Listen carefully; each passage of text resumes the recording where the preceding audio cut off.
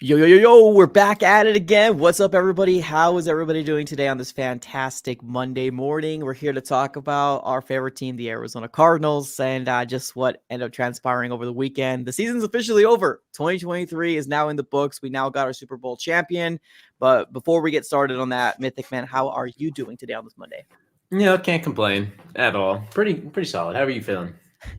All right. I mean, kind of bittersweet, right? At the end of 2023, I think we all kind of wanted to get done with this and move on to Oh 2024. yeah. Obviously, the offseason has started for us for a very long time already. I almost kind of feel like we were talking about the offseason back in December, but we're kind of in full throttle where the official season starts mid-March, but I'm ready, man. I'm ready. We're gonna dive into this game here. How you feel about it? How I feel about it. And then we're gonna talk about what do the Cardinals need to do, man. What do the Cardinals need to do to be in the big game? Because we saw our division rival, the San Francisco 49ers, which everybody had them winning this game, including myself.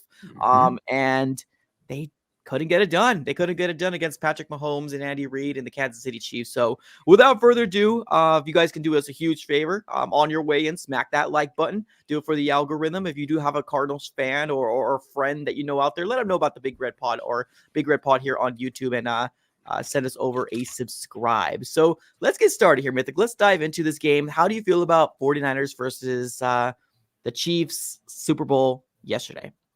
It was a lose-lose from the start. So whatever team won, I wasn't going to be happy, but the season's over. This is what I was been looking forward to since December, November.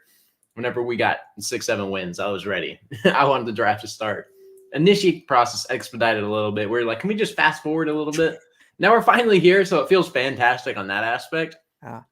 Hate the fact that the Chiefs won though, because now it's just back to back for the Chiefs. I want some new teams in here. Obviously, it's kind of just like the New England Patriots. They just would not go away, no matter the circumstances, no matter when you thought they were done. They don't have receiver weapons.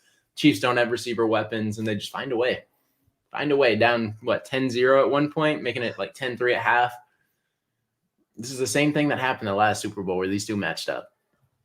And again, the Chiefs found a way to just shut the 49ers out, put enough points on the board, sent it to OT, and knock these boys out of here. And apparently, I don't know if you saw this or not, but the 49ers players apparently didn't know the rules of overtime. I don't know if anyone saw that. I heard that. Wild, if that's true. Really wild. No, okay. So I'm a fan, right? I'm a fan of the NFL. So I remember a couple of people in my party ended up telling me, so what's happening? Like, how does this work? And I explained it to them, and I was like, okay, this is how it works. And then they put the graphic up, and I'm like, oh yeah, that's right. They changed it. They changed it to where they actually both have an opportunity. Now, granted, I'm a fan. I don't work in the NFL, right? I had nothing to do with it. It's wild to me that there's players in the 49ers locker room that truly felt like if they scored a touchdown, they were going to win regardless. No, it was changed, especially after the whole Bills and Chiefs game. They wanted to kind of make it fair for everybody to kind of get an opportunity. And that's wild, man. That's so wild. See, I knew about it just because when you're so invested in something or you like watch it enough, you'll hear it and you'll pick up on it. You'll remember something. Sometimes it just slips because this is the first year. So I kind of like understand it in a way. But if you're an NFL team, I don't know if the 49ers had any overtime games or not, but like I'm assuming not because if they did, they probably wouldn't have this debacle going on. Yeah. That's bad. That is bad. That's like, I don't even know. There's like no equivalent to that. Like it's just horrible all the way around. Like you can't mess that up that bad. But even at the end of the day, right, it doesn't matter. You get the ball and they get the ball. You didn't score the touchdown to begin with. So rule forget or not, it doesn't matter. They would still get the ball in that aspect. Yep. Your field goal doesn't win the game. So I don't know. True. It just seems like a bunch of excuses flowing out when they just couldn't get it done. It's crazy, man. It's the 49ers were favored to win this game. I mean, on paper, their roster was better, right? Offensively, defensively, they were supposed to be the team to beat. And they just couldn't get it done. And now, obviously, it makes me a little happy because obviously the 49ers are division rivals to the Arizona Cardinals. You're right. It was a lose-lose for us. Nobody wants to see the Chiefs again, right? Nobody wants to see the 49ers in this. And although I felt like it was a fought hard matchup, I kind of felt like, I don't know, like the Chiefs are doing something that are making these superior teams forget how to play. Now, Christian McCaffrey toted the ball a lot, but like it almost kind of felt like he wasn't a big focal point. Like it almost kind of felt like Kyle Shanahan was like, here's Brock Purdy, next MVP, the best quarterback here in the league. This is the guy that we're putting our eggs in the basket. And I guess that's fine and dandy and all, but like, I don't know, man. Christian McCaffrey is one of the best running backs and probably one of the best offensive weapons in this year. And now, like I said, he actually toted the ball. He toted the rock a lot. Like he actually got a lot of carries, but like it didn't really feel significant in this game, to me, anyways. But I don't know, man. In the second half, it almost kind of felt like it was 3 and out, 3 and out, 3 and out, and you can't allow Patrick Mahomes the last drive with 2 minutes left. You can't. It's like Tom Brady. It's exactly what it is. We went from the crazy regime of Patrick or Tom Brady and the Patriots, and now we're dealing with it again with the Chiefs and Patrick Mahomes. It's crazy. I can't believe it. Like Pat Mahomes is just ridiculous. I don't know how he pulled this off, but before the playoffs even started, and I made my predictions, I was like, I'm not going to count the Chiefs out any week. And the only week I thought they would drop was the Bills. I don't remember what my Super Bowl prediction was, but you just can't count this man out. Like the things he's doing. I saw a graphic, I believe, of like stats before 30, and they compared it with Tom Brady. Obviously, very different time period. The pass game is developed a lot, and the passing game throughout the NFL is like way higher, and the stats are way more inflated than they've probably ever been. But both of these guys are 3-time Super Bowl winners before turning 30, and Pat Mahomes is only 28 right now. That's crazy. I'm gonna go ahead and pull up the graphic right here so you guys can all see it too. Because I saw this and was like, damn, like people be pushing this narrative, but I mean, I guess it's for like a legit cause because Brady got 7. And if anyone's going to catch him, I mean, he is on pace to potentially do more. And he has another MVP. Wow. Double the touchdowns, less interceptions, 2,000 more yards, same Super Bowls, 1 more Super Bowl MVP. That's crazy. Oh man, we're seeing it. So to me, like I appreciate Tom Brady now that he's gone. But I'm not gonna lie to you, like during the times and when we had to endure another Tom Brady, whether it was the Buccaneers or the Patriots, it almost kind of felt like I'll scratch my eyes out for the love of God. Like especially when like they were playing against the Falcons and the Falcons were so high up on them, and it was like what 28 to like 28. Yeah, it was crazy. And then they ended up catching back up, and who was there? Kyle Shanahan. Kyle Shanahan just can't get it done. I'm hearing a lot of 49er fans right now extremely upset with Kyle Shanahan, but like that's the thing. Like I don't think he's gonna go anywhere. Like no, he's I don't know. Like I understand it to an aspect, but something about big time moments of being 0-3. Yeah, it's tough in the NFL. It really is. And you keep getting there and you prove that you have the ability to get your team there and rally it. But just whatever it is, because Christian McCaffrey, I feel like, me personally, I felt like he had so many touches, especially early on. Yeah. And I don't know, because both of them I feel like played really well.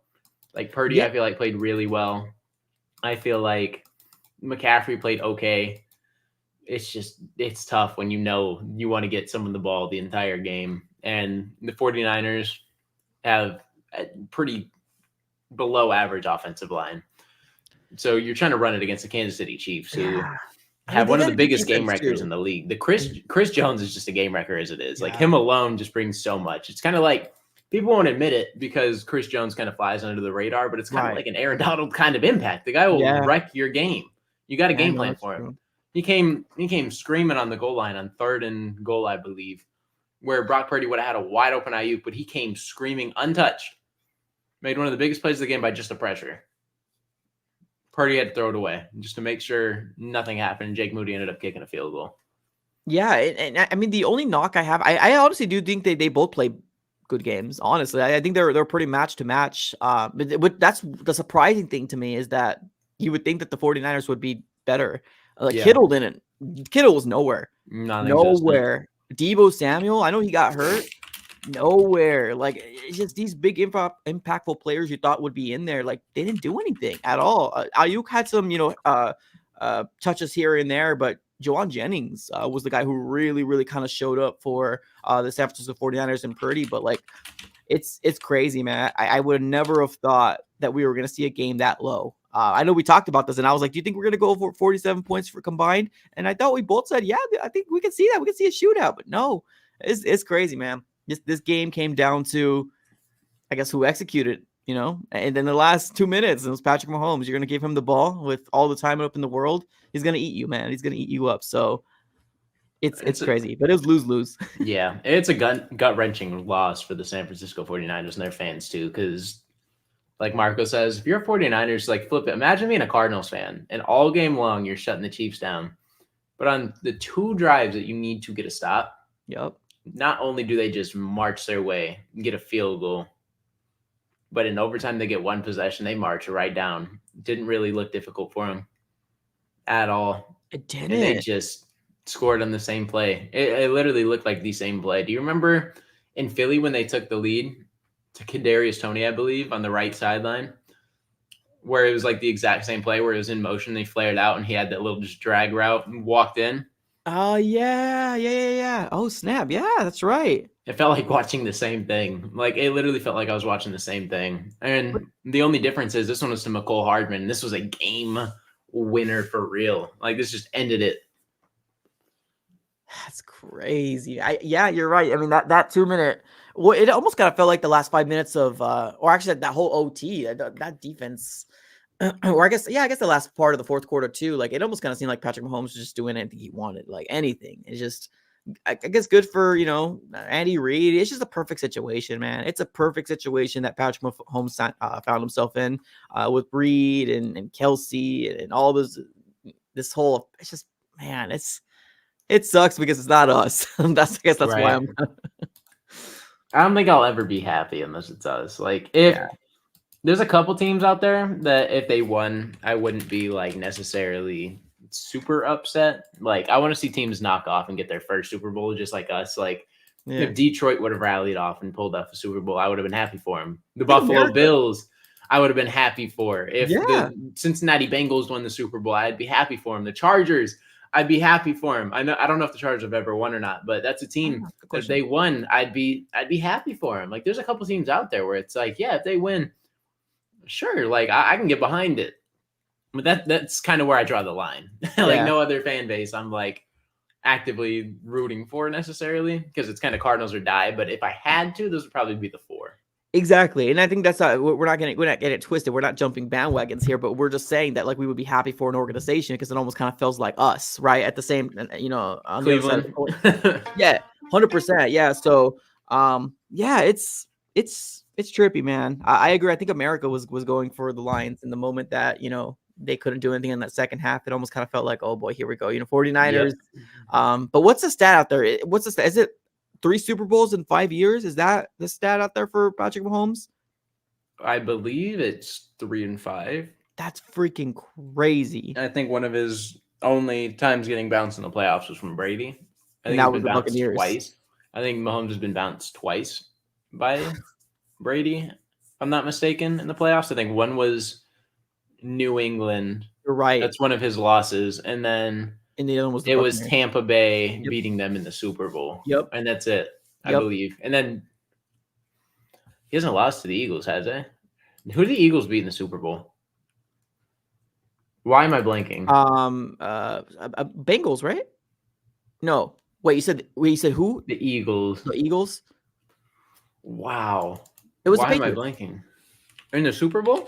Yeah, it wasn't with the Philly Magic, right? Where you're talking about when Foles was playing? Yeah, that's their only one, huh? Yeah. Wow. So Mahomes is bound. Damn.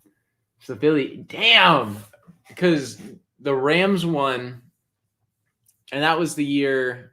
Who did Mahomes lose to? And the Chiefs in that year where the Rams went. It was the Bengals. So Joe Burrow and Tom Brady are like the only people who have gotten a win under. Yep. Mahomes. That's crazy. Josh Allen can't do it. Josh Allen can't do it. Lamar Jackson can't do it. Freaking. Oh my God, Josh Allen can't do it. Like, maybe CJ Stroud. I don't know. I feel like Josh Allen has played him the closest. Yeah. It's just they pull off some crazy ass things. It's always a good game though with Allen. Fantastic game. It's a He good always game. plays his best football against Mahomes. It's just no matter what it is, they'll put up 35 points. The Chiefs will find a way to get 38. He made it. He made it to 6 straight. That's nuts. Greatness. Whether you win it or you don't, that's nuts. Greatness. I won't hate. Like he's great. He's fantastic at football. He's unbelievable. Whether you want to credit Andy Reid or whatever, you develop. You develop. Here's the thing. Like I still remember that draft class. I still remember the draft. Because that's the draft that we ended up getting Hassan Reddick, right? The Mahomes draft? Yeah. I believe so. Let me just fact check myself here real quick. But that was the year I wanted Mahomes or Deshaun Watson, I think. Those are because two quarterbacks that I wanted. And then Deshaun Watson, I think either the Texans traded up or picked them 1 pick ahead of us. And I was like, we saw Mahomes go off. And I was like, okay, that's fine. We still got Watson there. And I was like, I was praying for Watson. Didn't get him. That hurt. I think it was Hassan Reddick. Because again, it was just another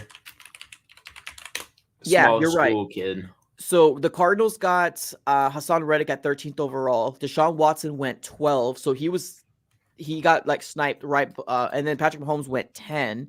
But this was the draft that no quarterbacks. Okay, I'm sorry. I apologize. Mitch Trubisky went 2nd overall. Yep. He was the highest rated quarterback in that draft. And those Patrick Mahomes, Deshaun Watson, and then what other quarterback went? I think that was it in the first round. In the first round. Was it Lamar? No, Lamar was with Rosen. Lamar was Rosen's draft. That's right. Yep. Isn't that crazy?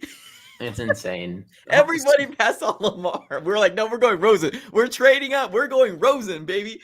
I had no opinion. Oh my God. I don't think I had an opinion on that draft. Like, honestly, I think I was just like, whatever, just roll with whatever comes. Yeah. And then we traded up and I tried to buy into it. Like, I really tried. And my cousin was here and we were watching the draft and he's like, you like the pick? I'm like, I don't know. Like, I'm going to put a fake smile on and just keep it pushing and act like I like it because you got to pray. You got to just pray he pans out. And he didn't. Yeah. But speaking of Hassan Reddick, I know a lot of Cardinals Twitter saw this and kind of delve onto it. But he just requested a trade. Almost 30 years old. But in the past 2 seasons, he's accumulated 27 sacks. Yeah. And people are linking the Cardinals back to Hassan Reddick. So I just want to get your opinion on that. Because me personally, I would probably stay away because you're going to have to pay an almost 30-year-old edge rusher. Yep. I feel like we kind of missed his window. Like if we kept him for the past 3 seasons, I feel like it would have been fine. I'm bringing him back at almost 30.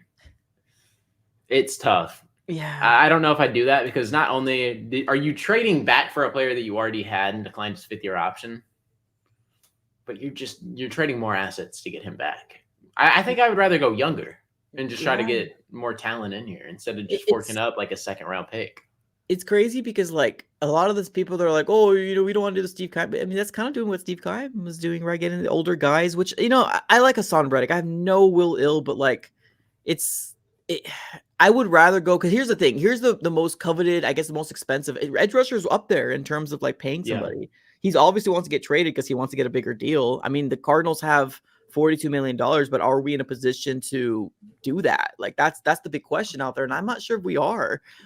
We might need 1 more year to like completely clean the books of all the mistakes that, that has been done in the past years. So like, I think on paper it sounds cool, and it would be cool to obviously bring Calais Campbell back because I've seen a lot of people talk about him. Bring him home, and I get it, but like we got to make very smart strategic moves in this offseason. I think it's pivotal. I think it's absolutely pivotal because like even if the Cardinals might not be Super Bowl bound, okay, obviously won't be Super Bowl bound this year, but like it's a step to get to where we all want to get to. And I think people are. I don't know what people are saying, but I'm assuming people are saying use that 27th overall to get him. No, I don't know. I don't know what people are saying, but people want him back for sure. Okay. I don't think I would be able to part with the 1st. 2nd, it's pushing it too because I got to pay him. Exactly. But the best I would do is a 3rd, and I think they'd laugh in your face because the contender's probably going to fork over a 2nd. So I Hassan feel like Reddick, Hassan, but the thing with Hassan, I feel like he's a really good pass rusher, right? phenomenal pass rusher, but in the run game, I feel like he's atrocious. Like he Oh always yeah. just wants to come off the edge and make a play.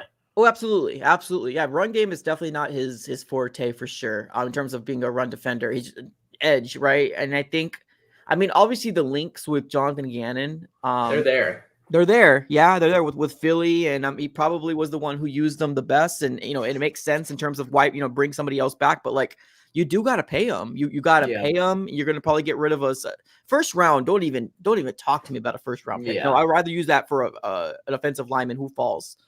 If that does the case, or just depends on how the dominoes fall. But like, I don't know, man. I'm not on that train.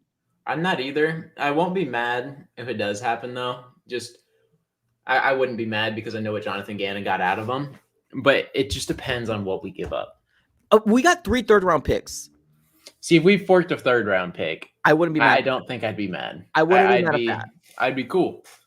I'd be like, it'd be great. That'd be great, whatever for your money. A great buck for your money. So Yeah. if we can fork over a 3rd-round pick and get it done, no problem. But if it costs a 1st or a 2nd, I'd stay away. But that's stay far away.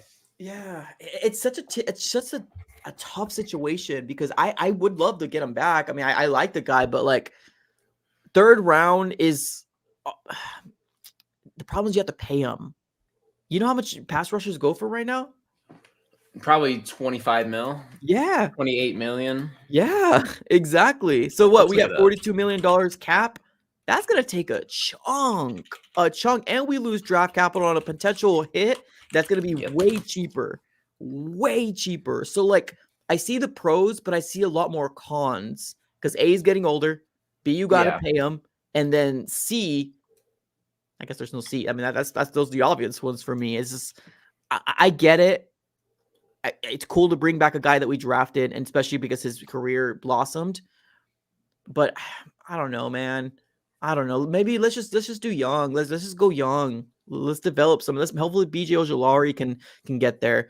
Do I still want an edge rusher? Yeah, I still want an edge rusher for the Cardinals to potentially get. Absolutely, I want him to maybe go after one in free agency. But like, to lose draft capital and then pay him, it just seems like a double-edged sword to me. Yeah, like, you're just getting effed twice. And who's to say he doesn't have that many years left? Let's say it's 2 more years of good football.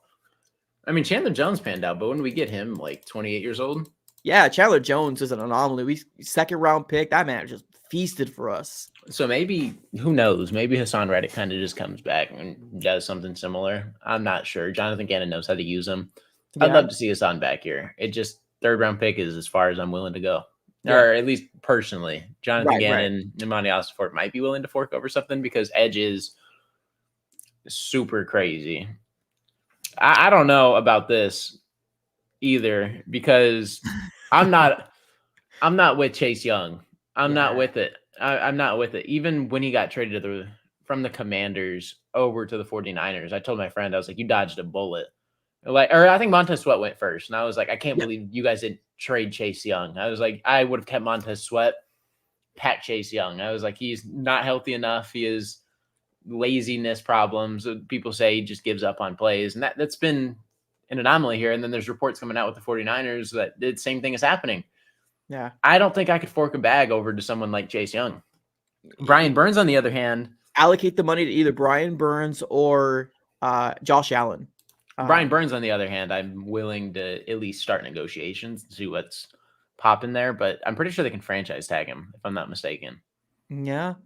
Yeah, the top edge rushers I would like is Josh Allen from Jacksonville, or Brian Burns, or even Bryce. I just forget his name. Bryce Huff, I believe his name, from the Jets. From the Jets. Yeah, a guy that I don't think is going to go too expensive. I mean like Burns numbers, but like he's still going to get paid.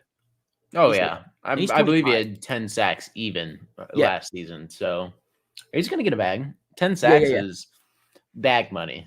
It's bag money. Who's the guy in the Cardinals? Alex Okafor? Does anyone remember that name? Yeah, I remember that name. Alex Okafor. Yeah, that was like when we had John Abraham, I believe, on the back end of his years. I believe Alex Okafor had a pretty solid season here, if I'm not mistaken. I think it was like 5 sacks or something. And then New Orleans gave him like a little decent contract or something. So imagine someone with $10 million nowadays. Like, it's different, man. And speaking of Calais Campbell, are you off on that train too? I like Calais, bro. Like that. I like Calais. Like I have more of a soft spot for Calais than I do for Hassan. Yeah. Just because of just who he is. The only problem is that the price tag. If the plan is to like bring him back and then say, oh, but like that's the thing. Like, what's the benefits? I mean, obviously his locker room, his presence, but like his age is up there as well. I guess you Yeah. could have a run stuffer in the middle and somebody can bat the balls down. I mean, I guess that's a benefit, but like, is it a 1 year deal? Okay. I would do a 1 year Yeah, 1 year. personally. I'm If cool with I the can 1 get him year. in on a 1 year, just kind of like, listen, we're here to establish culture, get that Yeah. locker room presence. I know you're here for 1 season, but Yeah. why not? Like, why not us? Like, genuinely, why not us? As crazy and delusional as it sounds, I think the 49ers are on the verge of losing a bunch of good players, just like the Rams did. They're going to have to pay their quarterback. And as soon as they pay their quarterback, their skills positions gets a lot worse. They already don't have a great line. Philadelphia, one of the top teams in the league, are about to lose all their guys too, to Yeah. whether retirement, just not having the money. Like they stuck it around, and this was kind of like their window. Their window's kind of over, and now Yeah. we're looking towards other teams with elite potential. But at the same time, the NFC is not as loaded as it used to be. Oh yeah, no, the AFC is where the powerhouses are. AFC has like 10 Yeah. good teams. We're Yeah. stuck with Detroit, the Packers. I would say the Cowboys, Philadelphia could still be there. Yeah. And then San Fran. San Fran. And then those 5, like, Yeah. I mean, I feel like the Cardinals are, I'm just going to say, I think the Cardinals could be 6 and above. Like, I think I don't know. I don't want to spiel nonsense and just Right. make I mean, it it sound just like it I'm super depends. biased. We have money in draft capital, and we Yeah. just did that. We're going to add talent. We're going to surround this team with talent.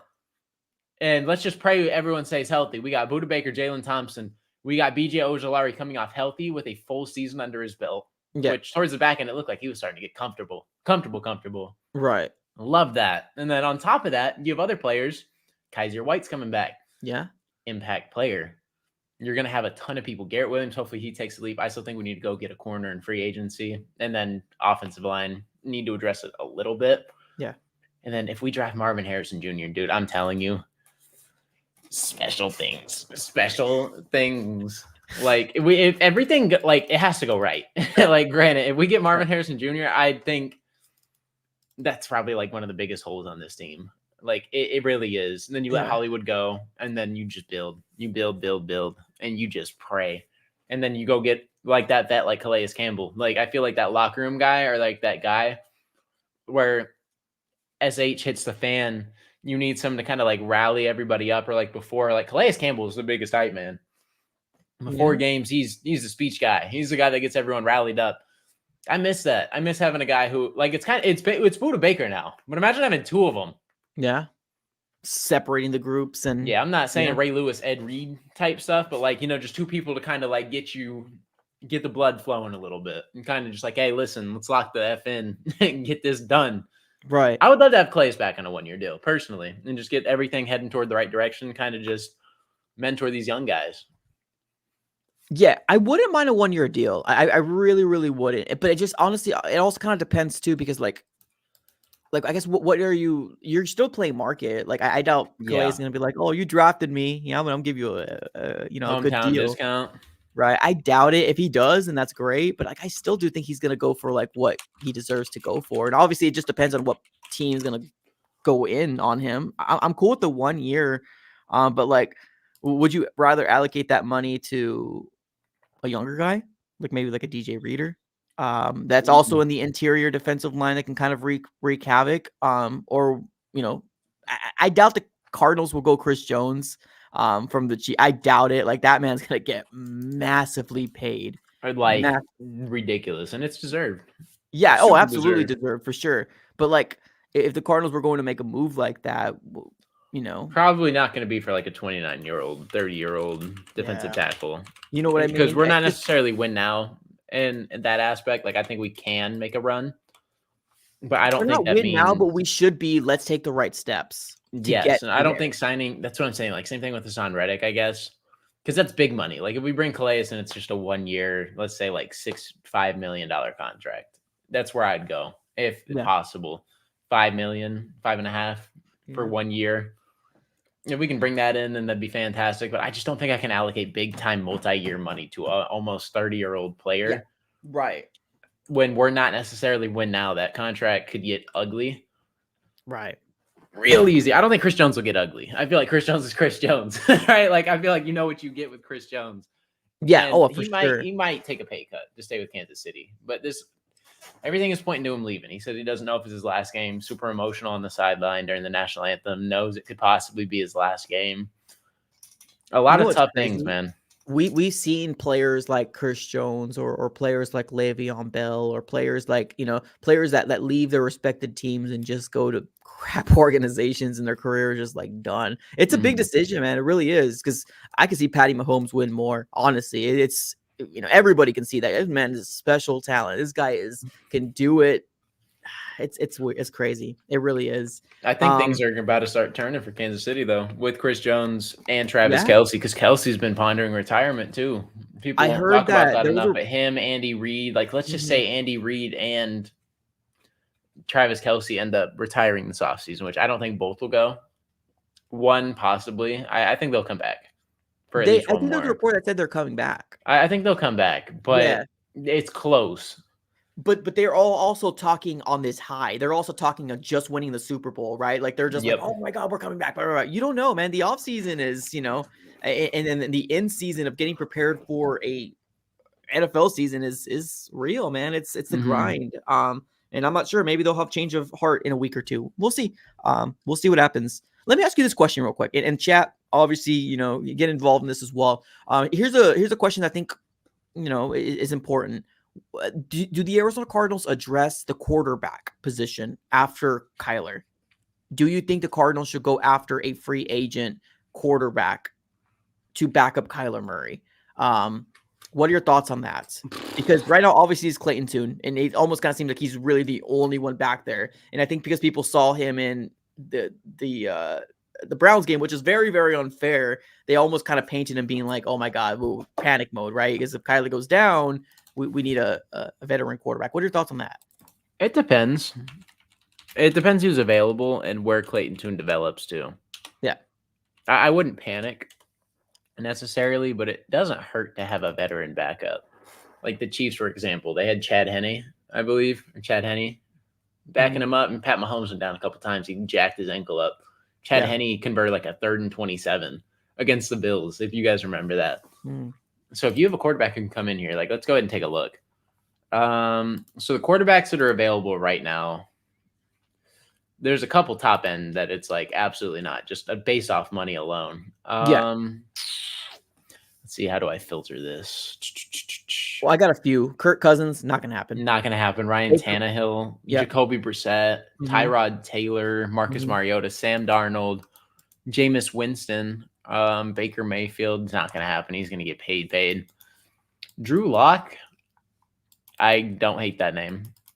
Personally, I like Drew Lock as a backup. Teddy Bridgewater retired. Joe Flacco, probably done. Josh Johnson, no. Carson Wentz, depending on money. I wouldn't be mad at that. Blaine Gabbert, no. we tried that. No. Cardinals legend Blaine Gabbert, but no. I think my names would come down to Tyrod Taylor, and people said Josh Dobbs too, bring him back, but I think I'm good on that. But at the same time, Josh Dobbs would want to come back. Yeah, I was just about to say that. I think I'm good on that, but I also don't think he wants to come back. I think he's good on that too. Yeah. So I don't know. There's a couple people out there. Jameis Winston too, depending on money. I would not mind sitting on the bench. Funny guy, funny personality as well. I think Brissett would be ones I would feel confident. But honestly, I would love the Arizona Cardinals to take some time to try to develop Tune, not to be like QB1, but to like be, hey, this is the NFL. You've had your 1 year or your one game. You're 1 year in being a backup. I would hope, because that's a cheaper option. I get the panic. Kyler Murray hasn't been healthy in a whole year. The only concern I have right there. That's what I'm saying. So I could see where people are worried because, he might not have missed a game every single year of his career in the NFL, but he has definitely been hurt. And that's a concern. Yeah. So to me, I think Brissett would be interesting. I don't hate that. Jacoby. Yeah. But the thing is that like you're paying quarterbacks for the market. We've said this multiple times on the pod. You're paying for the market, right? You're what? You're going to allocate 8, 9, 5, 11, 7 million. Yeah, to a quarterback where you can allocate that to somewhere else. I would love them to develop Tune to be that backup quarterback because A, it saves us money. And then B, allocate that money somewhere else, man. Look at the roster. The roster is just ridiculous how many holes we got. And then someone will be out there in free agency if Kyler were to go down. There's going to be an option. True. Like, we're going to have somebody. Like, let's just say Carson Wentz doesn't get picked up or somebody, or I don't even know, like Gardner Minshew, or I think Gardner Minshew will get picked up, but just somebody who's out there who's like serviceable is going to be out there. So I don't think we necessarily need to panic, but those are some names that I don't mind. Yeah, I wouldn't mind either. That's what I'm curious about. Like, what are they gonna do? Like, are they in on him being a backup? Because I mean, obviously, if Kyler can stay healthy, we don't have to worry about this. It's not a big deal, right? You know what I mean? It's just, can he stay healthy? And I think that the biggest thing the Cardinals need to do is bolster up that offensive line, or at least get some pieces to help him stay upright and help protect them. And then obviously getting weapons as well is gonna help. 100%. Yeah, just build that offense, keep it going, get players in. We have picks to do it. We got the money. There's no reason this team shouldn't be. Honestly, I'm going to say it again. There's no reason we shouldn't be a playoff contender next season. Especially because it's the NFC. Yep. You already listed off the teams that most likely will kind of be in this position again. There's a lot of teams that are kind of like in no man's land, right? And it's like, why not the Cardinals? Well, we got some money. We got draft picks for days. We just got to hit them. And we got to go for them. Why not? And I get it. It might sound like wishful thinking. It might sound like a delusional Cardinal fan, but like, man, we need to get out of these 4-win seasons, bro. It's been back to back, and I'm sick of it. I'm sick of it. I'm done. Like, I don't know. I feel like this is legit, though. Like, I think the Cardinals have a chance to actually do something. I don't think I'm spilling nonsense. Do you kind of agree that this team? I don't think you're spilling nonsense. 8 wins is kind of just like the minimum. Well, that's the thing. Here's the thing. I don't think you're spilling nonsense because I think the state of the NFC, I agree with you wholeheartedly. Yeah. I think that there is room for a team to be like, hey, here I am. Remember me. I'm a team. Right in the NFC. I truly do believe that, yes, it's very top heavy, but there's a lot of teams that are just kind of like in no man's land. We are in a good position pertaining to cap as well as draft capital. So like, as long as we can restructure some more contracts, it's all going to come down to the pocketbook of Michael Bidwill. Is he willing to make these moves that it's going to open up some more room for the Cardinals? We've seen LA do it. Now, granted, I don't think Michael Bidwill is as rich as the LA owner. And I'm talking about the Rams. The Rams. But like, it's kind of what you got to do. I mean, you're paying Kyler Murray. The cap hit is like $50+ million. This is the year that I was fearing, right? This was the year coming up that I was fearing because of Kyler Murray's cap hit. And he deserves it, right? He's quarterback. So it's what it is. It's market. But like, you got to find a way to win. Bottom line. That's what I'm saying. And I feel like if we're allocating the money and we're willing to actually kind of shift instead of being kind of just cheap veteran old players only. Yeah. And then snagging them on the back end just because they have a name.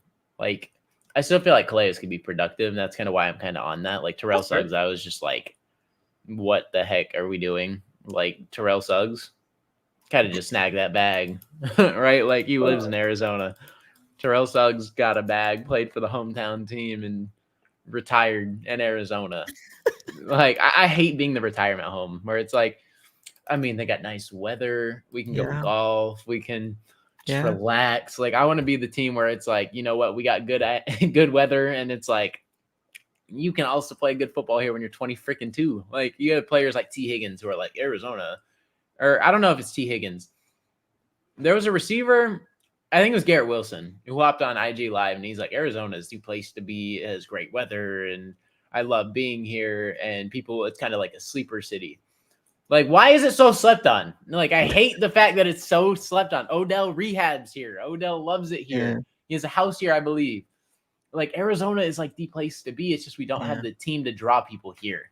I feel like is what it is. Like people look at us and they're like, eh, like Yeah. the weather's nice, organization is not.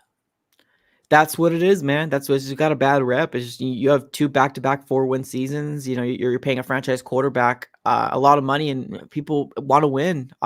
You know, there's a lot of fans that do not dive into the deep numbers. They don't dive into the roster. All they want is results. Bottom line, and a lot of the time is those are the people that are paying more money than the people that do the deep dives like me and you, right? Like they're the season ticket holders. They're the ones that go to all these events. They're the ones who donate. They're the ones who do all these things. And if they're turned off, the Cardinals organization ain't doing nothing because let's call it like it is. There's a small group of what we do that kind of know the back end. That's only knowledge. It's only knowledge. Are we dropping season tickets? No. Are we paying for suites? No, we're not. You know, the people want results. People want results, bottom line. And I'm hoping if we can do what we need to do, we can be that team. I agree with you there just because of the state of the NFC. I love it. Let's go a couple of these comments here. We're almost going to close up shop here. We got about 3 more minutes. But let's read a couple comments. You guys are doing fantastic, just blowing this up. Appreciate you guys for being here. If you guys haven't already smacked the like button, definitely do that on the way in. Appreciate y'all. We got Kenny saying this makes Caleb Williams draft stock higher. Maybe I'm missing a comment. I don't know. And he's talking about the Super Bowl. Oh, if I'm not mistaken. Oh, because the comparison of Caleb and Patrick. Yeah, I think that's what it is. And I feel like Caleb Williams, at least in the NFL, is just the number 1 overall pick. I feel like it's just consensus at this point. It's just who's going to be the team to take him. And I don't know, Chicago, it seems nicer and nicer by the minute. Like I just can't see him pass it up. Like I really can't. Like I don't think they will. I'm not 100% sure. Obviously, the draft is tricky because a lot of smoke screens, and normally I'm decent at predicting these things, but I have no idea because you have so many narratives. Like Ryan Poles, is he going to come out here and just try to like not miss out on that quarterback again? And with the first overall pick, actually take his guy or like take a guy and just solidify the position and just kind of move on with Justin Fields, go get a 2nd or 3rd round draft pick from another team and just keep building that way because you have other 1st round picks. Right. So I don't know. Maybe this is what he does. And this is where he's just like, okay, you know what? Imagine bringing in Caleb and like Roma Dunze. Yeah. That'd be pretty solid. Or Malik Neighbors, who I'm not as high on, but let's just say Malik Neighbors. Like, go get a receiver or an offensive lineman, like Joe Alt falls to them at number 8 or wherever they're picked. That'd be pretty fantastic if you're Chicago. And you just got Montez Sweat, who kind of just bolstered that defense just a little bit more. And if they're able to retain Jalen Johnson, it's just that team has a lot going for them. Yeah. With 2 first-round picks, Chicago is also kind of a sleeper team, depending on how quarterback play goes. True. And I will say that. Yeah, no, I 100% agree. I agree with my guy Mars here in the chat. If they're sold on Fields, you got to trade that pick before the draft. You get more money, or it's not money. You get more. I'm assuming like you get like a better compensation. I mean, you're a bit better to plan it out too. Like you don't want to be rushed. At the end of the day, if they're gonna keep Fields, you got to trade that pick. Like right? I agree. You see them get Marvin at 1? No. I can't. There's no shot Marvin Harrison goes number 1. I just can't see it. It would be crazy. Can't see it. There's just like no. This could come back to bite me. Like genuine, this could come back to bite me. I think there is no chance any team takes Marvin Harrison Jr. 1 through 2. The Patriots, I think either trade out or evaluate. I think if Jaden Daniels is there, they'll consider it, but they might trade it to another team. Who's quarterback needy? Let's just say Minnesota, Las Vegas, or just one of these teams. I just don't think. I don't know. Like I'm not that big on these quarterbacks this year. I'm really not. So NFL teams might think different. JJ McCarthy, I hear his name spiraling in here and there. Yeah. The NFL teams are higher on him than we are. Yeah. And I don't think JJ McCarthy is the worst. I don't think anything's wrong with him. Like I really don't. I feel like he's very serviceable. I heard Michael Penix's draft stock got really, really took a hit. But there's also Bo Nix too that people are kind of talking about. I don't think a first rounder, but kind of like another name to kind of get thrown out through the quarterback carousel or like quarterback draft class that we got going on. So there's a lot of interesting draft prospects for the quarterback position. So we'll see, man. We'll see what happens. Obviously, we want to be relevant. we want to be in the playoffs. We got some work to do, and it starts off in the season. So I'm excited. I'm excited that for hopefully the Cardinals can make that shift and we can be relevant, because we've seen it, man. We've seen the Texans just change their organization with 2 picks. We've seen it. Yeah. CJ Stroud, and then Will Anderson Jr. So we'll see. Fingers crossed, man. Last thoughts before we let everybody go? I'm just ready, man. Let's get this draft started. Let's get everything going. The season's over. This is where content's going to start ramping up. So if you guys aren't subscribed, go ahead and make sure you're subscribed, because after these next 2 weeks, and as soon as March starts, maybe a little before, it just kind of depends how everything plays out, content is going to start brewing. From my channel, I'm assuming your channel, we're going to be on the podcast like crazy, potentially doing some mock drafts. So if you guys want live mock drafts too, subscribe, let us know, and we got an open ear. So if that's something you want, we'll bring it to you. Yeah, absolutely. All right, y'all. Appreciate you guys for tuning in. As always, huge shout out here to the people here in the chat. We got Ian, we got Mars, Marco, Kenny. Thank you all for being here in the chat. We're going to go ahead and close up shop. Appreciate y'all for tuning in as always. Have a great rest of your day. And as always, go Cards.